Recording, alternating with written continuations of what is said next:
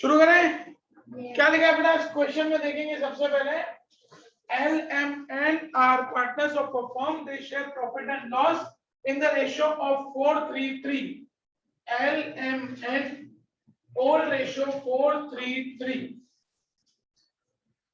Question continue. Balance sheet of the firm as on 31st March 2016 was as under. Balance sheet दिया हुआ है, पीछे देखते हैं बेटा। M retires, terms of retirement पर as under. M गया, बचा कौन बेटा? L और M। देखो न्यू रेशियो कितना दिया है बेटा? 3:2।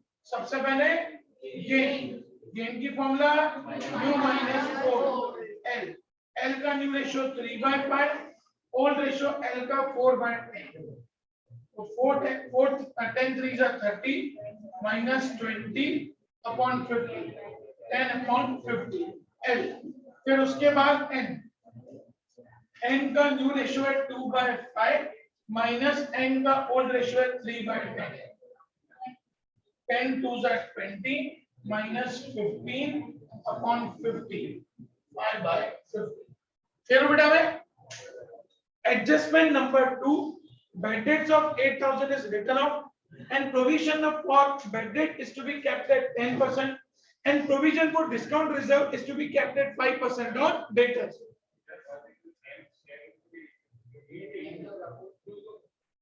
ओ गेन रेशियो बताइए, गेन रेशियो है, गेनिंग है न्यू रेशियो फाइंड करना पड़ेगा बेटा। एक बार फिर से समझेंगे क्वेश्चन में क्या लिखा है। M share is to be distributed between L and L in the ratio of 3:2। उनको मिलेगा मतलब ये हुआ गेनिंग रेशियो। किसका? M का शेयर है 3/10, उसका L को कितना मिलेगा? 3/5 एंड N का 3/10 का N को कितना मिलेगा बेटा? 2/5। तो 3 3s are 9 upon 50, 3 2s are 6 upon 50। Concept clear बेटा सब लोगों को? कोई कंफ्यूजन? अब अपने पास ओल्ड रेशियो गेन रेशियो आ गया, न्यू रेशियो फाइंड करेंगे। न्यू रेशियो की फॉर्मूला क्या है? Old plus gain. L का ओल्ड रेशियो क्या है बेटा? 4/10 प्लस L का गेनिंग रेशियो है 9/50। Cross multiply 50 4s are 200 plus 10 9s are 90 divided by 500। तो 290 upon 500 0 0 में क्या? तो 29 upon 50। ठीक है बेटा। इसी तरीके से किसका निकालेंगे? N का ओल्ड रेशियो 3/10, N का ratio 6/50। Cross multiply 50 3s are 150, 10 6s are 60 upon 500, 210 upon 500, 21/50। तो न्यू रेशियो हो जाएगा 21:20, सॉरी 29:21। यहां तक क्लियर बेटा सब लोगों को? आगे बढ़ते हैं बेटा। बेड डेट्स हमको 8,000 रखनी है बेटा। पीछे देखो डेटर्स कितने दिए बच्चों अपन को? 80। तो असेट में मैंने लिखा पहले डेटर्स इनर कॉलम में 80 माइनस बेड डेट्स। कितनी बेड डेट्स है बेटा? 8,000। बाकी बचा 72,000। अब उसमें बेड डेट रिजर्व कितना निकालने को बोला है बेटा? 7,200। 72,000 माइनस 7,200 करो बेटा। वापस 64,800 minus DRD discount reserve debtors कितना निकालना है? 5%। 3240 माइनस करो 615। यहां तक क्लियर बेटा सब लोगों को? स्टूडेंट्स बेड डेट रिजर्व अपने लिए क्या होता है बेटा? लॉस कहां जाना चाहिए? रिवैल्यूएशन के डेबिट। पीछे देखो बेड डेट रिजर्व कितना दिया बेटा? 10,000। अब bed date 8,000, bed date reserve 7,200, total हुआ 15,200। उसमें से अपने पास बेड डेट रिजर्व में कितना बैलेंस पड़ा है? 10,000। बाकी 5,200 का लॉस रिवैल्यूएशन के डेबिट में टू बेड डेट रिजर्व 5,200। चलो बेटा मैं सबके लिए कोई confusion? Discount reserve on debtors वो भी अपना लॉस है, तो वो भी अपना रिवैल्यूएशन के डेबिट में टू DRD 3240। चलो बेटा मैं याद है। बढ़ो आगे स्टूडेंट्स, नेक्स्ट एडजस्टमेंट में चले। क्या लिखा है? Market value of investment is 50। ऊपर देखो बेटा इन्वेस्टमेंट की वैल्यू कितनी है क्वेश्चन में 60, अब उसकी वैल्यू हो गई है 50। तो पहले तो इन्वेस्टमेंट अपनी असेट, तो असेट में लिख दिया इन्वेस्टमेंट 50,000। स्टूडेंट 60,000 का हो गया 50,000, तो 10,000 अपना लॉस। मतलब कहां जाना चाहिए, रिवैल्यूएशन डेबिट में। लेकिन ऊपर देखो आपके पास रिजर्व में कितने पैसे पड़े हैं इन्वेस्टमेंट में, 15,000 इन्वेस्टमेंट रिजर्व में पड़े हैं, 10,000 आपका लॉस है, तो बाकी रिजर्व में कितने बचेंगे 5,000। रिजर्व को हमेशा डिस्ट्रीब्यूट बाय इन्वेस्टमेंट रिजर्व। 5,000 को 433 ओल्ड रेशियो में डिस्ट्रीब्यूट करो बेटा, 2000 1500 1500। बेटा लॉजिक समझ में आया सबको इन्वेस्टमेंट का, कोई कंफ्यूजन किसी को? बढ़ो आगे बेटा, continue. Market value of building is 250। ऊपर चेक करो बिल्डिंग की वैल्यू कितनी है बेटा, 280 220, अब हो गई 250, मतलब 30,000 वैल्यू बिल्डिंग की बड़ी। Profit by building 30। एक इफेक्ट। सेकेंड इफेक्ट, असेट्स में बिल्डिंग कितना अमाउंट है बेटा, 250, नई वाली value. Right of 1.60 from furniture, furniture में तो 1560 गया मतलब डेप्रिसिएशन। ऊपर देखो फर्नीचर कितना है बेटा, कितना 30 माइनस रिटर्न ऑफ 1560, माइनस करो बेटा 28440, वैल्यू कम हो गई तो रिवैल्यूएशन के डेबिट में टू रिटर्न ऑफ फर्नीचर कितना अमाउंट है बेटा 1560। Capital of L and N is to be kept in their new profit and loss ratio, same concept, and all necessary adjustment to be made through their current account। पिछले वाले समय क्या था, adjustment किस में डालनी थी, बैंक में। यहाँ पे एडजस्टमेंट किस में डालना है, करंट अकाउंट। लॉजिक समझना आगे बेटा। Value of goodwill of the firm is 50,000। Firm की गुडविल 50,000 है बेटा। जा कौन रहा है, एम, तो हम लोग एम की गुडविल निकालेंगे। 50,000 इंटू 3/10, 15,000। एम को गुडविल का मिलेगा 15,000, देगा कौन, एल और एन। कौन से रेशियो में बेटा, ये गेनिंग रेशियो 9:6 में। तो L account debit, an account debit. 15,000 को 9:6 पे डिस्ट्रीब्यूट करेंगे बेटा, 9,000 6,000। कह बेटा मैं, कोई कंफ्यूजन? अब L account debit, an account debit, posting पे ध्यान देना बेटा। एल के डेबिट में लिखेंगे 9,000, एन अकाउंट डेबिट, एन के डेबिट में लिखेंगे 6,000। इन दोनों ने पैसा दिया, किसको दिया बेटा, एम को, तो यहां लिखेंगे to M. To M, M को पैसा मिला 15,000, तो एम के क्रेडिट में कहां से मिला, 9,000 दिया बाय एल एंड 6,000 दिया बाय एन। कंसेप्ट क्लियर बेटा सब लोगों का, कोई कंफ्यूजन? आगे बढ़ते हैं बेटा। N accept creditors of 50,500 to pay. N ने बोला 5,500 क्रेडिटर्स मैं पे कर दूंगा, एन पे करेगा। Debit the receiver, credit the giver. ये रूल है बेटा पर्सनल अकाउंट का। एन एक पर्सन है, इसलिए पर्सनल अकाउंट का रूल अप्लाई होगा, debit the receiver, credit the giver. N पैसा दे रहा है तो इसलिए यहाँ पे क्रेडिट में लिखेंगे बाय क्रेडिटर्स। एन के कॉलम में 5,500। सेकेंड इफेक्ट, लायबिलिटी में लिखेंगे क्रेडिटर्स। कितने बड़ा क्वेश्चन में क्रेडिटर्स देखो 60 minus paid by N 5,500 minus करो 54,500। कंसेप्ट क्लियर बेटा सब लोगों को? एन क्रेडिटर्स का पैसा दे रहा है तो effect number 1, N is the giver, इसलिए एन के क्रेडिट में लिखा बाय क्रेडिटर्स 5,500। क्रेडिटर्स का उतना पैसा पे हो गया, इसलिए क्रेडिटर्स में से माइनस कर दिया एम 5,500, बाकी 54,500। देन बेटा अब देख लेते हैं कि आगे क्वेश्चन में क्या क्या बाकी है, उसको ट्रांसफर कर देते हैं। सबसे पहले कैश, तो कैश के डेबिट में लिखेंगे जो बैलेंस ब्रॉट डाउन 13,000। तो स्टॉक आ गया शायद नहीं, स्टॉक बाकी है 32,000, क्या मैंने लिख दिया स्टॉक 32,000। फिर डेटर्स आ गए, इन्वेस्टमेंट आ गया, बिल्डिंग आ गया, फर्नीचर आ गया। इन्वेस्टमेंट कैंपेन एक्सपेंडिचर कहां लिखते हैं बेटा? कैपिटल के debit to advertisement campaign expenditure.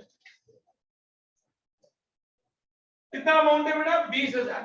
433 में डिस्ट्रीब्यूट करो बेटा, ओल्ड रेशियो 8,000 6,000 6,000। डन बेटा, में आगे बढ़ेंगे। लायबिलिटी में creditors I think done, investment fluctuation reserve done, bad debt reserve done. Capital को यहाँ पे लिख देंगे by balance brought down 180 1 lakh and 90, 180 1 lakh and 90। यहाँ तक क्लियर बेटा सबको? अब आ जाते हैं मेन पॉइंट हमारा टोटल, जिसके लिए मैंने आप लोगों को ये सम करवाया। सबका ध्यान बोर्ड पे बेटा। सबसे पहले रिवैल्यूएशन का टोटल करो, क्रेडिट साइड का टोटल ज्यादा है बेटा 30,000, वही 30,000 यहाँ पे देखो डिफरेंस क्या आ रहा है बेटा? To capital L M N 20,000, 20,000 को 433 में डिस्ट्रीब्यूट करो बेटा 866। यहाँ क्रेडिट है तो कैपिटल के डेबिट पे टू रीवैल्यूएशन 866। Oh, sorry.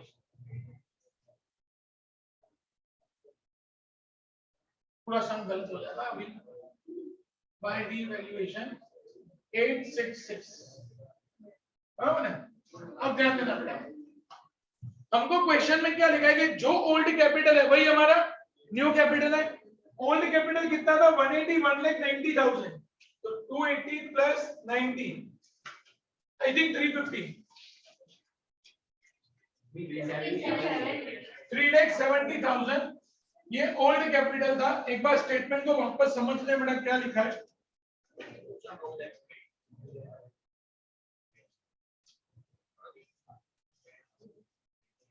क्या लिखा है बेटा? The capital of L and N is to be kept in the new profit and loss ratio. अच्छा, उनकी कैपिटल न्यू रेशियो में रखनी है, ओके, ओल्ड वाली मेंटेन नहीं करनी है बेटा, ध्यान से समझना। उनकी कैपिटल न्यू रेशियो में रखने का मतलब क्या होता है? पहले तो रिटायर कौन हो रहा है बेटा? एम, तो एम का लोन करके ट्रांसफर करके खत्म करो बेटा। पहले एम का डिफरेंस निकाल दो, एम का क्रेडिट का टोटल करो बेटा पहले।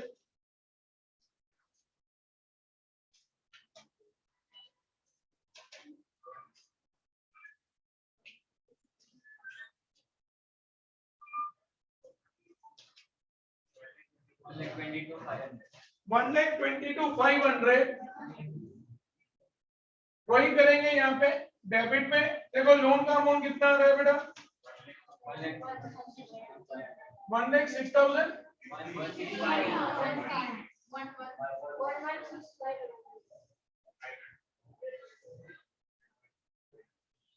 ओके बेटा, ये आ जाएगा यहाँ पे एम्स लोन 1,16,500।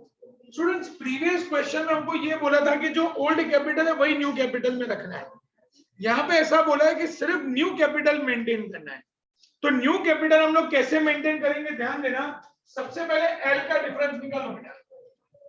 एल का डिफरेंस निकालो, 180 प्लस 2 प्लस 8 माइनस 9 माइनस 8,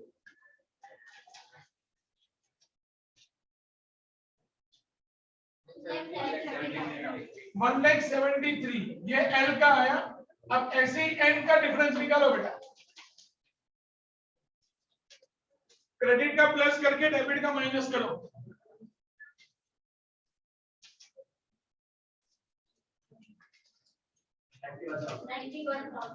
दोनों को प्लस करो बेटा।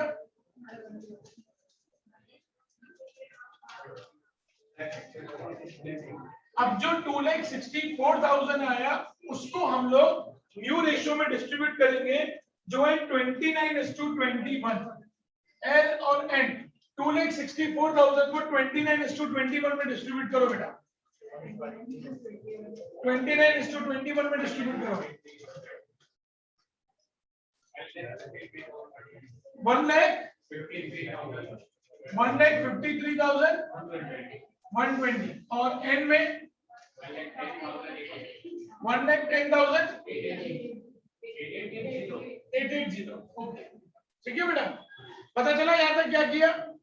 पहले क्या किया बेटा, हम लोगों ने रिवैल्यूएशन का डिफरेंस निकाला, उसको अपन कैपिटल में लेके गए, एम रिटायर हो रहा है, उसका डिफरेंस निकाल के हम लोगों ने लोन में ट्रांसफर किया। एल और एन जो है वो अपना कैपिटल न्यू रेशो में रख रहे हैं, तो पहले एल का डिफरेंस निकाला, फिर एन का डिफरेंस निकाला, दोनों का टोटल किया 264, उसको एल और एन में उनके न्यू रेशो 29:21 में डिस्ट्रीब्यूट कर दिया। अब ये इनका क्लोजिंग कैपिटल होगा। स्टूडेंट्स मैंने अभी आपको बताया था क्लोजिंग कैपिटल कहां लिखेंगे बेटा अपन? पार्टनर्स कैपिटल के डेबिट पे to balance credit forward, L का 1,53,120 एंड एन का 1,10,880। ये दोनों का कैपिटल, कैपिटल को कहां लेके जाएंगे बेटा अपन? लायबिलिटी।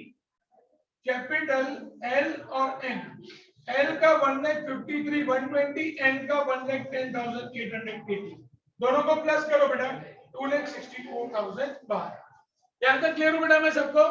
अब उन्होंने एडजस्टमेंट कहां ट्रांसफर करने को बोला है? करंट अकाउंट में। ध्यान से समझना बेटा, एल में देखो तो एल में क्रेडिट साइड का टोटल ज्यादा है, पहले क्रेडिट का टोटल करो एल का 1,90, वही 1,90 यहाँ पे देखो डिफरेंस क्या आ रहा है, यहाँ लिखेंगे टू करंट अकाउंट।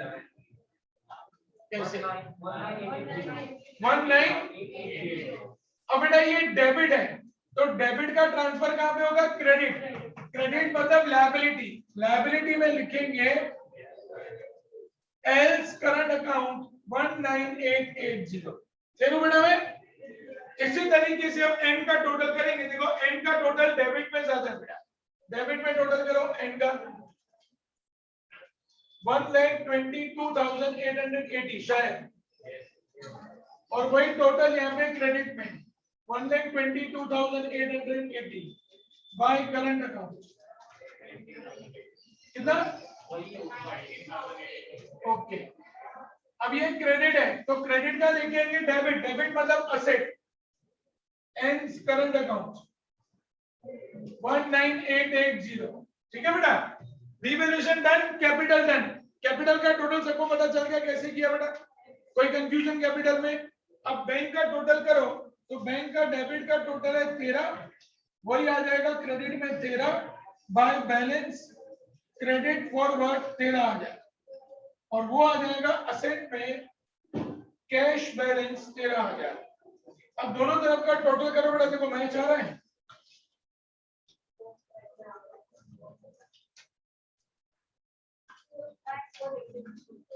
4,5 लायबिलिटी का, असेट का मैच हो गया बेटा। चलो अब सम कंप्लीट करो बेटा। ऐसे दो सम्स मैं आज आप लोगों को होमवर्क में दे रहा हूं जो आपको परसों संडे तक कंप्लीट कर लेने बेटा।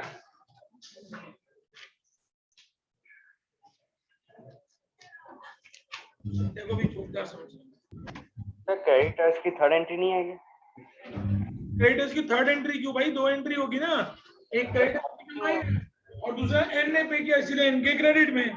अपने प्रॉफिट हुआ ना फर्म के लिए, तो कैसे फर्म के लिए प्रॉफिट हुआ बेटा? एन ने पे किया, अगर नहीं पे करना होता तो प्रॉफिट होता बेटा, पे तो करना है ना। स्टूडेंट्स क्वेश्चन नंबर 10,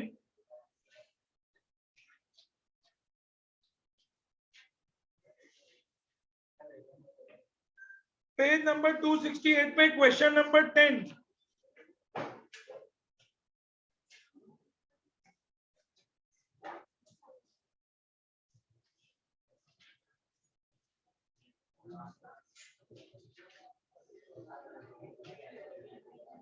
बस क्वेश्चन नंबर 10 ही खाली बेटा, आप लोगों को मैं पिक भेज रहा हूं है ना, ओनली 10।